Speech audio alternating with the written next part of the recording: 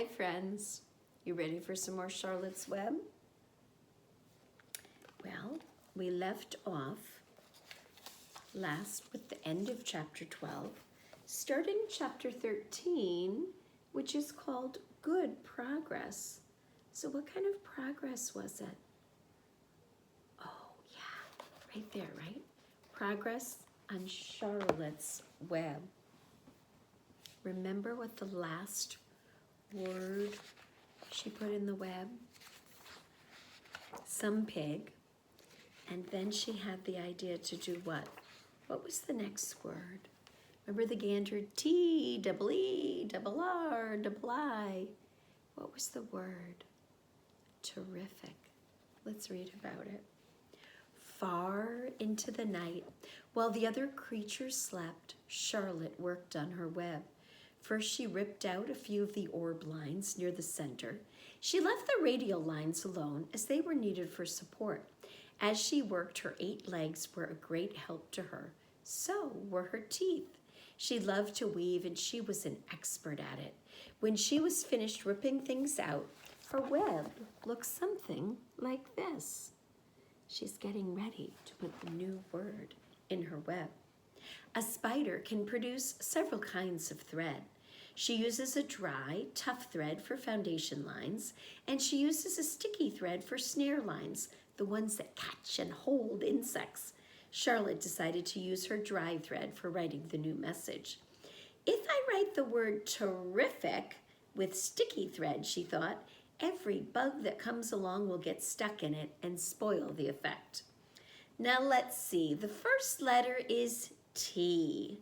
Charlotte climbed to a point at the top of the left-hand side of the web. Swinging her spinnerets into position, she attached her thread and then dropped down. As she dropped, her spinning tubes went into action and she let out thread. They formed the upper part of the letter T. The upper part of the T. Charlotte was not satisfied, however. She climbed up and made another attachment right next to the first. And then she carried the line down so that she had a double line instead of a single line. It will show up better if I make the whole thing with double lines, she said. She climbed back up, moved over about an inch to the left, touched her spinnerets to the web, and then carried a line across to the right, forming the top of the letter T. She repeated this, making it double. Her 8 legs were very busy helping. Now for the E. Charlotte got so interested in her work, she began to talk to herself as though to cheer herself on. If you'd been sitting quietly in the barn cellar that evening, you would have heard something like this. Now for the R. Up we go, attach, descend, pay outline, whoa, attach, good, up you go. Repeat, attach, descend, pay outline. Whoa, girl, steady now. Attach, climb, attach. Over to the right, pay outline, attach. Now right and down and swing that loop and around and around. Now into the left, attach, climb, repeat.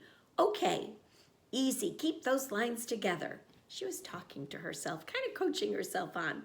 Now, then, out and down for the leg of the R. Pay outline, whoa, attach, ascend, repeat. Good girl. And so, talking to herself, the spider worked at her difficult task. When it was completed, she felt hungry. She ate a small bug that she had been saving. Then she slept. Next morning, Wilbur arose and stood beneath the web. He breathed the good morning air into his lungs. Drops of dew, catching the sun, made the web stand out clearly. When Lurvy arrived with breakfast for the pig, there was that handsome pig, and over him, neatly woven in black letters, was the word terrific. Terrific.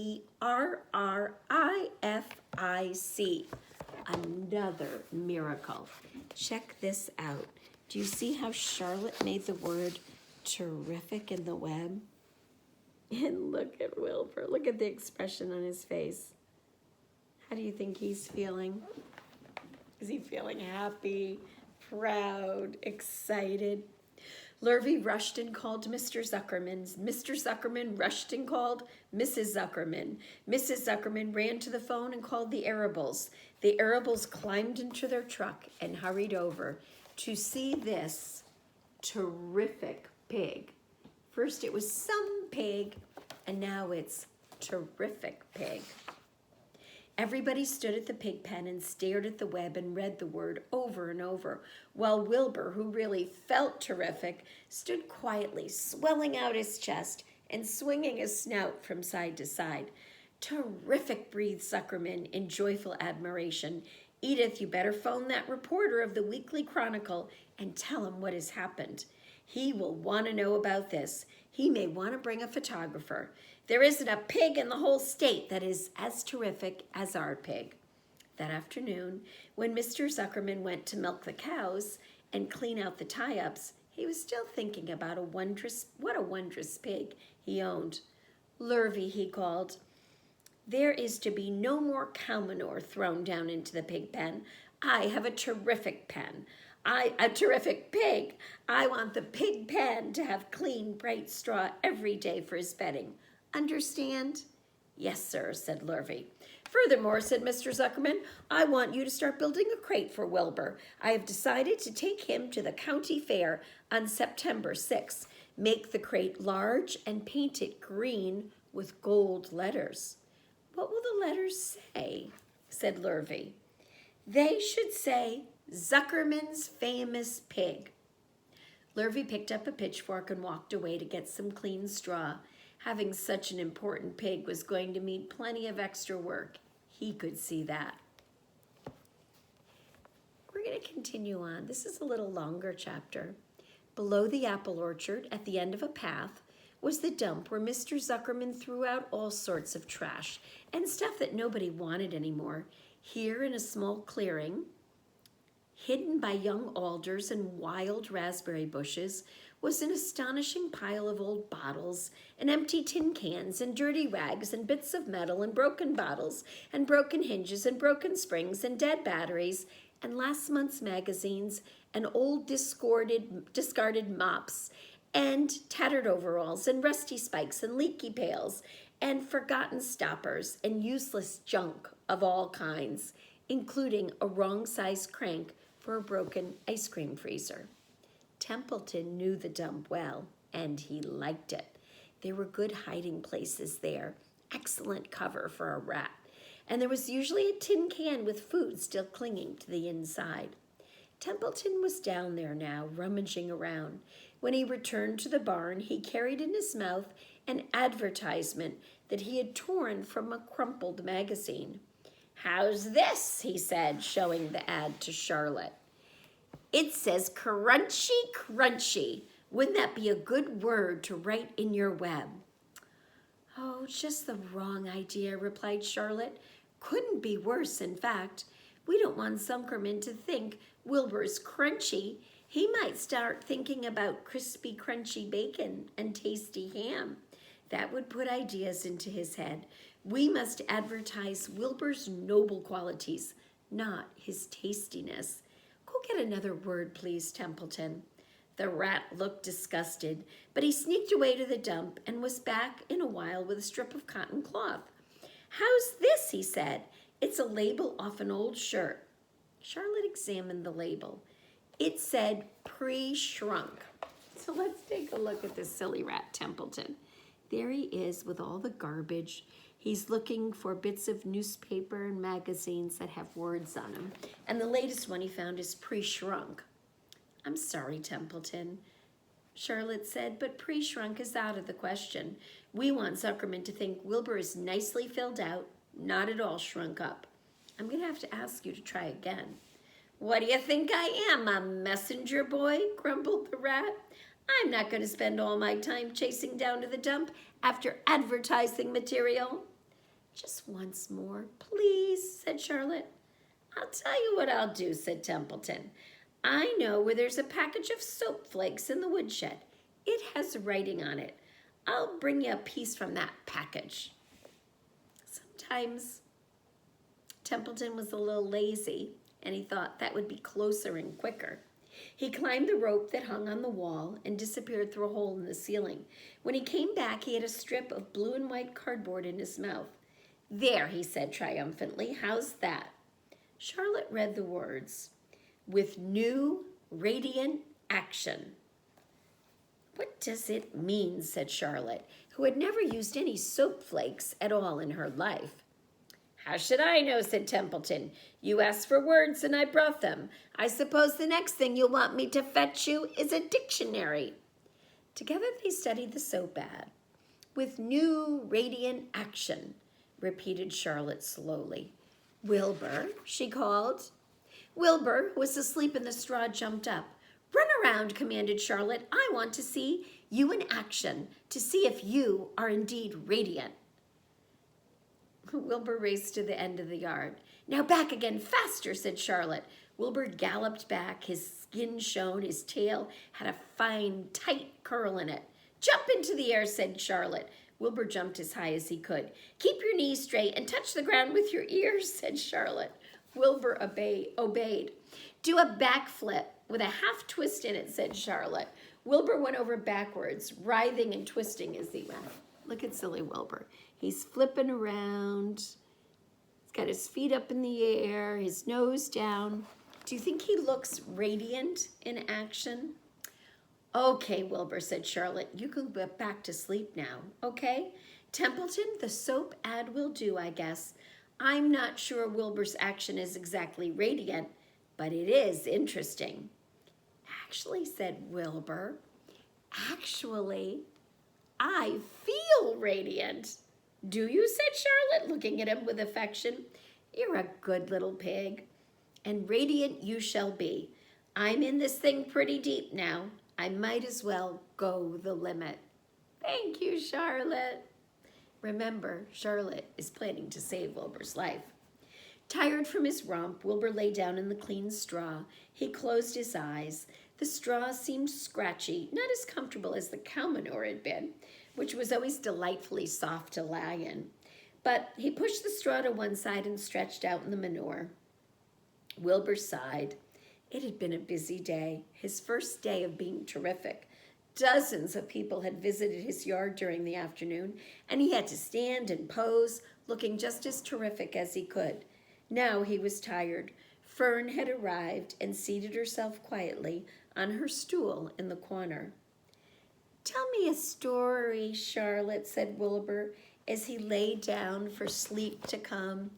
So Wilbur was very tired, and he said, "Charlotte, tell me a story." She always has nice stories that put Wilbur right to sleep. Let's see what Charlotte tells. Do you think she has a story? So Charlotte, although she too was tired, did what Wilbur wanted. "Once upon a time," she began, "I had a beautiful cousin who managed to build her web across a small stream. One day, a tiny fish leaped in the air and got caught in the web. My cousin was very surprised, of course. The fish was thrashing wildly. My cousin hardly dared tackle it, but she did. She swooped down and threw great masses of wrapping material around the fish and fought bravely to capture it." A fish caught in a spider's web? Wow, that's Charlotte's cousin. "Did she succeed?" asked Wilbur. "It was a never-to-be-forgotten battle," said Charlotte. "There was the fish, caught only by one fin, and its tail wildly thrashing and shining in the sun. There was the web sagging dangerously under the weight of the fish." Oh my goodness. "How much did the fish weigh?" asked Wilbur. "I don't know," said Charlotte. "There was my cousin slipping, dodging, beating mercifully over the head by the wildly thrashing fish, dancing in, dancing out, throwing her threads and fighting hard. First she threw a left around the tail. The fish lashed back, then a left to the tail and a right to the midsection. The fish lashed back. Then she dodged to one side and threw a right and another right to the fin. Then a hard left to the head while the web swayed and stretched." "Then what happened?" said Wilbur. "Nothing," said Charlotte. "The fish lost the fight. My cousin wrapped it up so tight it couldn't budge." Then what happened? Said Wilbur. Nothing, said Charlotte. My cousin kept the fish for a while, and then when she got good and ready, she ate it. Oh, I was going to say Charlotte. A spider ate a fish? Tell me another story, begged Wilbur. So Charlotte told him about the cousin of hers who was an aeronaut. What is an aeronaut? Asked Wilbur. A balloonist, said Charlotte. My cousin used to stand on her head and let out enough thread to form a balloon. Then she'd let go and be lifted into the air and carried upward, upward, upward on the warm wind. Is that true? Said Wilbur. Or are you just making it up? It's true, replied Charlotte. I have some very remarkable cousins. And now, Wilbur, it's time for you to go to sleep. Sing something, begged Wilbur, closing his eyes. So Charlotte sang a lullaby while crickets chirped in the grass and the barn grew dark. This was the song she sang. Sleep, sleep, my love, my only, deep, deep in the dung and the dark. Do not be afraid and be not lonely. This is the hour when the frogs and thrushes praise the world from the woods and the rushes. Rest from care, my one and only, deep in the dung and dark. But Wilbur was already asleep. When the song ended, Fern got up and went home, and Wilbur is sleeping peacefully. Boy, what a good friend Charlotte is to Wilbur. And Wilbur really seems to love Charlotte too. So we are at the end of chapter 13. The next chapter, and you'll see these are in Roman numerals, chapter 14, is called Dr. Dorian. I think we heard about Dr. Dorian earlier in the story, but you know what? We'll find out some more about what happens with Dr. Dorian and Charlotte and Wilbur and Fern. And let's see, wow, you know what? We're more than halfway done. We've read this part, more than halfway done with the book. And when I see you next time, we'll read another chapter. Until then, be good, be well. Mwah. Take care.